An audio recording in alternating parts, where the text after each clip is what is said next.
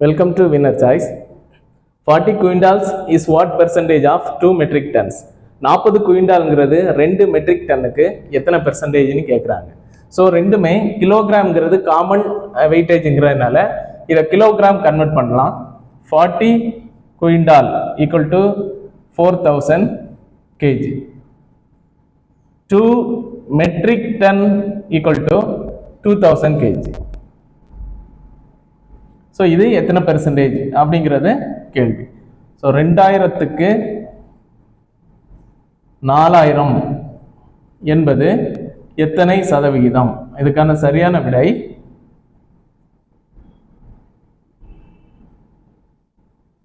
200% ஆகும். ஸ்க்ரீனில் தெரிகிற கேள்விக்கு நீங்கள் கமெண்டில் ஆன்சர் பண்ணுங்கள். தேங்க்யூ.